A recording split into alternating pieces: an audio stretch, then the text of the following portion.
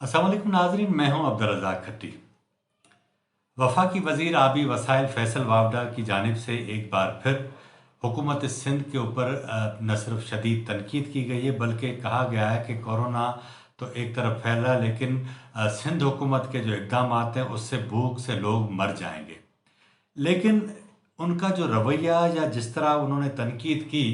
उससे एक बार फिर हम ये महसूस करते हैं कि जिन हालात से न सिर्फ दुनिया बल्कि पूरी पाकिस्तान के जो लोग हैं, अवाम हैं, कौम है, जिन हालात से गुज़र रही है, उस दौरान एक ज़िम्मेदार वफाकी काबीना के वज़ीर को क्या इस तरह का बयान देना चाहिए था या नहीं? ये एक सवाल है। लेकिन हुस्न इत्तफ़ाक एक ये भी है कि सुप्रीम कोर्ट की जानिब से जो पहली बार मौजूदा चीफ जस्टिस गुलजार अहमद की जानिब से कोरोना वायरस के हवाले से हुकूमत के जो इक़दाम हैं उस पर अज़ खुद नोटिस लिया गया, उसकी जो कार्रवाई हुई है उसको अगर आप थारोली उसका जायज़ा लें तो एक बात तो वाज़े नज़र आती है कि चीफ जस्टिस ऑफ पाकिस्तान हुकूमत सिंध के हवाले से, उनकी कारकर्दगी के हवाले से शदीद नाराज़ नज़र आते हैं और इस बात का इज़हार उनकी जो इस जो समाअत थी उस पे जो उनके रिमार्क्स थे उससे वाज़े नज़र आता है। दीगर 5 रुकनी जो बेंच था उसमें दीगर जज साहिबान का भी इसी तरह का अंदाज़ था। इस सारे मंजरनामे में आज मैं जो आपके साथ असल में बात करना चाहता हूँ वो ये है कि एक बार फिर वज़ीर आज़म इमरान खान की हुकूमत के ख़ात्मे के हवाले से सोशल मीडिया पर अफवाहों का सिलसिला तेज़ हो चला है। एक तरफ सोशल मीडिया पर ये खबरें चलती रहीं कि वज़ीर आज़म इमरान खान साहब ने सदर ममलिकत को एक समरी भिजवा दी है जिसमें फौरी तौर पर कौमी असम्बली तोड़ने की एडवाइस दी गई है। ये जो बात या अफ़वाह फैलाई गई उसका पस मंज़र ये था कि जब से उनके इंतहाई करीबी दोस्त जहांगीर तरीन के साथ उनके इख्तलाफात बढ़े, चीनी आटा स्कैंडल में जब उनका नाम खुसूसन चीनी के स्कैंडल में आया, उसके बाद ज़ाहिर है कि इन दोनों जो कायदीन हैं, इमरान खान साहब और उनके दोस्त जहांगीर तरीन, उनकी राहें जुदा हो गई। तो कहा यह जा रहा है कि जहांगीर तरीन की जानिब से उन्होंने जो अरकान आज़ाद अरकान या दीगर जमातों के इत्तेहादी मिला के इत्तेहादियों के साथ जो इमरान खान की हुकूमत बनाई थी, वो कोशिश कर रहे हैं कि एक बार फिर उनको तोड़ दिया जाए ताकि इमरान खान की हुकूमत गिर जाए। एक तो ये। दूसरी बात यह है कि इमरान खान की हुकूमत और ख़ुद इमरान खान के ऊपर सुबह शाम कलमे पढ़ने वाले कुछ हमारे दानशवर साहिबान, कुछ एंकर साहिबान, वो भी अब इस तरह की बातें करने लगे हैं। अपने ट्विटर अकाउंट पर वो इस तरह के इज़हार करते हैं कि लगता है कि इमरान खान साहब की अब हुकूमत नहीं चलेगी और मुल्क में एक सदारती निज़ाम आएगा जो इस्लामी शरीयत के हवाले से होगा और आने वाले दिनों में वो सख्त तरीन होगा। मैं आपको ये याद दिलाता चलूँ कि आसिफ मोहतरमा बेनज़ीर भुट्टो की शहादत के बाद जब पाकिस्तान पीपल्स पार्टी की हुकूमत आई तो उन्हीं दिनों अदलिया की आज़ादी के हवाले से जो मियाँ नवाज शरीफ ने जजेस बहाली तहरीक चलाई, उसके नतीजे में हमने देखा कि आसिफ अली जरदारी तो उस अदलिया आज़ादी को बहाल करने के हक़ में नहीं थे, लेकिन ख़ुद एतज़ाज़ एहसन या दीगर पीपल्स पार्टी के लोग पीपल्स पार्टी के इस फैसले के ख़िलाफ़ थे और वो ख़ुद चीफ जस्टिस इफ्तिखार चौधरी की जो जदोजहद थी या जो उनकी जो जजेस बहाली की जो तहरीक थी उसमें शाना बशाना उनके साथ खड़े थे। लेकिन वक्त ने फिर साबित किया कि वो जो तहरीक थी, बजाय वो जो अदलिया बहाली तहरीक थी, बुनियादी तौर पर उसके पीछे कोई और फोर्स थी, कोई और कुव्वत थी और वो असल में जनरल मुशर्रफ के ख़िलाफ़ जो है वो रास्ता हमवार करना था। और नतीजे में पीपल्स पार्टी को जब जजेस बहाल करने पड़े तो उसके बाद हमने देखा कि उसी सुप्रीम कोर्ट और उसी चीफ जस्टिस ने न सिर्फ पीपल्स पार्टी को टफ टाइम दिया, लेकिन उनके एक वज़ीर आज़म को घर भेज दिया। उसके बाद मियाँ नवाज शरीफ का हम दौर देखते हैं। एक चीफ जस्टिस और आए, justice Saqib Nisar. Panama case के बाद मियाँ नवाज शरीफ साहब को भी उनकी अपनी हुकूमत के दौरान न सिर्फ नाअहल करार दिया गया बल्कि उन्हें जेल भी जाना पड़ा। दोनों हुकूमतों में यूसुफ रज़ा गिलानी के बाद राजा परवेज़ अशरफ को वज़ीर आज़म बनाना पड़ा और मियाँ नवाज शरीफ को शायद खाकान अब्बासी को बनाना पड़ा। लेकिन उन दोनों अदवार में हम देखते हैं कि صدارتی نظام، قومی حکومت یا ٹیکنوکریٹ حکومت کی جو خواہش ہے ہمارے کچھ جو لوگ ہیں یا کچھ فورسز ہیں ان کی، وہ مسلسل جو ہے وہ چلتی رہی۔ اس ساری صورتحال میں آپ اندازہ کریں کہ یہ افواہیں اتنی حد تک آگے جاتی رہی کہ لوگ جو آئین کو یا پارلیمانی نظام کو تھوڑا بہت سمجھتے ہیں، وہ یہ سوال کرتے رہے کہ یہ ٹیکنوکریٹ نظام جو ہے، ٹیکنوکریٹ حکومت جو بنگلہ دیش ماڈل جس کو کہا جاتا ہے،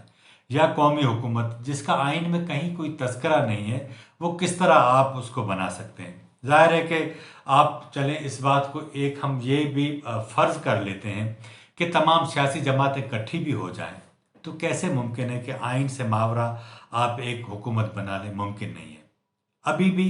جو صورتحال بنتی جا رہی ہے اس میں بھی ایک بار پھر یہی بحث شروع ہو گئی ہے، ٹیکنوکریٹ حکومت، قومی حکومت، اس طرح کی باتیں ہو رہی ہیں۔ بات یہ ہے کہ عمران خان سے آپ کی بنے نہ بنے، ہم بھی اپنے مختلف پروگراموں میں ان کے نقاد رہے ہیں، ان پر تنقید کرتے رہتے ہیں، ان کی پالیسیز کے اوپر تنقید کرتے رہتے ہیں، لیکن سوال یہ ہے کہ انہیں جو بھی مینڈیٹ ملا اور جیسا بھی ملا، تمام پولیٹیکل جماعتوں نے انہیں قبول کیا۔ انہیں وزیر اعظم کا جب انتخاب ہوا، انہوں نے ان کے سامنے اپنے امیدوار کھڑے کیے۔ اسی طرح صدارتی الیکشن تھے، اس میں بھی امیدوار کھڑے ہوئے، تو ظاہر بات ہے کہ وہ ایک جائز حکومت بن گئی۔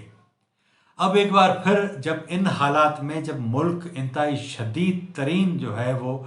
صورتحال کا خراب صورتحال کا شکار ہے، اور آنے والے دنوں میں آگے جو ہے وہ صورتحال خراب ہوتی جائے گی، ان دنوں اس طرح کی باتیں کرنے سے ایک بات تو واضح ہوتی ہے کہ آپ ایک سیویلین سیٹ اپ کو کسی نہ کسی بہانے ڈسٹرب کرنا چاہتے ہیں۔ میں یہاں ایک اور بھی بات آپ کو بتاتا چلوں کہ 2010 میں 18ویں ترمیم اسی اپریل کے مہینے میں، یعنی کہ 10-11 اپریل کو پاس ہوئی تھی۔ 18ویں ترمیم پاکستان میں 73 کے آئین کے بعد وہ واحد ایسی ترمیم تھی جس نے جنرل ضیاء الحق کی جتنی بھی غلاظتیں ڈالی ہوئی تھی آئین میں، اس کو سارا پاک کیا گیا، اور اس میں تمام پولیٹیکل پارٹیز نے جو ہے وہ مشترکہ طور پر اس پر اتفاق کیا، اور وہ 18ویں ترمیم کی وجہ سے پاکستان میں سارے چور دروازے جو تھے اقتدار میں آنے کے وہ بند کر دیے گئے۔ اب صرف ایک ہی راستہ ہے کہ آپ کوئی بندوق بردار آئیں، وزیر اعظم ہاؤس کی جو ہے دہلیز کراس کریں، پارلیمنٹ ہاؤس پر قبضہ کریں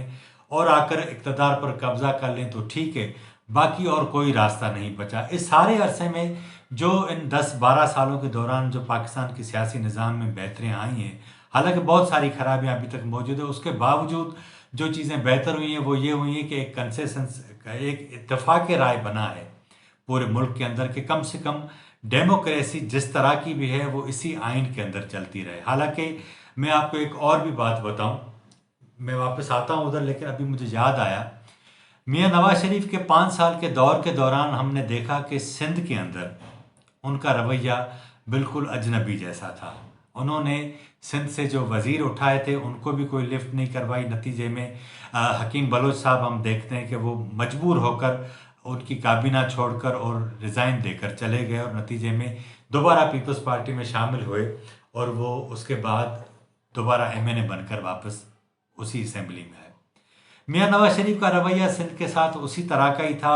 اور ان دنوں بھی 18ویں ترمیم کے حوالے سے ہماری جو اسلام آباد کی اشرافیہ ہے اس کو بڑی یہ بات ناگوار گزرتی رہی کہ 18ویں ترمیم کو رول بیک کر دیا جائے۔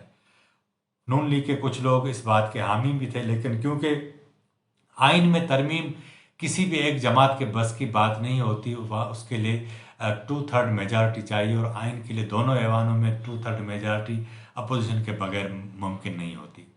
اسی طرح تحریک انصاف کی جب حکومت آئی ان دنوں بھی 18ویں ترمیم کی بات چلی کہ اسے ختم کر دیا جائے، لیکن میں کہتا ہوں کہ حیرانگی کی بات یہ ہے کہ جب کورونا وائرس آیا تو پہلی بار عمران خان صاحب نے 18ویں ترمیم کا اقرار کیا، اس کا اعتراف کیا، اور انہوں نے کہا کہ صوبے آزاد ہیں، صوبے چاہے تو جو فیصلے کریں ہم اس کا احترام کرتے ہیں۔ تو یہ کورونا کی بھی مہربانی مانی جائے کہ کم سے کم عمران خان صاحب یا ان کی کابینہ کے لوگ اس بات پر اتفاق کرتے رہے کہ 18ویں ترمیم سے صوبے خود مختار ہیں اور یہ فیصلہ کرنا ان کا حق ہے، جو بھی فیصلہ کرے۔ میرے خیال اس کے پس پردہ پیچھے یہی ایک خوف تھا جو عمران خان کو ہے کہ لاک ڈاؤن کے اوپر ان کی جو کنفیوژن تھی، لیکن اب آہستہ آہستہ ہم سمجھ رہے ہیں کہ وہ لاک ڈاؤن کے حوالے سے ان کی کنفیوژن ختم ہوتی جا رہی ہے۔ लेकिन मैं वापस दोबारा अपनी उसी बात के ऊपर आता हूँ कि एक जमहूरी निज़ाम के हवाले से हमारे पढ़े लिखे लोग जब कौमी हुकूमतों की, टेक्नोक्रेट हुकूमतों की मावरा आइन बात करते हैं तो कम से कम उनको थोड़ा आइन का मुताला करना चाहिए कि ये सारी उनकी जो ख्वाहिशें हैं या दूसरों की जो ख्वाहिशें वो किस तरह मुमकिन हो सकती हैं। इमरान खान अब वो उस तरह के लाडले भी नहीं रहे। मैं आज आपको ये भी बता रहा हूँ, बहुत सारे मामलात पर जो है वो अब वो एक पेज नहीं रहा। जाहिर बात है कि डेमोक्रेसी की एक खूबसूरती ये भी है कि वो पानी की तरह अपना रास्ता खुद बनाती है। इमरान खान के हवाले से 100 शिकायत हों, लेकिन इशू ये है कि अगर वो पहले दिन से जिस अपोजिशन को चोर और डाकू करार देते रहे वो आज भी अपनी बात पर कायम है। लेकिन डेमोक्रेसी का कमाल ये है कि वो आदमी को एक ऐसी जगह पर लाकर खड़ा कर देती है जहां उसे अवाम का तरफदार होना पड़ता है। आज नहीं तो कल ज़रूर इमरान खान को भी वहीं खड़ा होना पड़ेगा। आज के प्रोग्राम में इतना ही। अगर आपको हमारा प्रोग्राम अच्छा लगा हो तो इसे ज़रूर सब्सक्राइब करें, लाइक करें, अपने दोस्तों में शेयर करें और अपनी राय का भी इज़हार करें ताकि आने वाले दिनों में हम इसको मज़ीद बेहतर बना सकें। मुझे इजाज़त दीजिए। अल्लाह हाफिज़।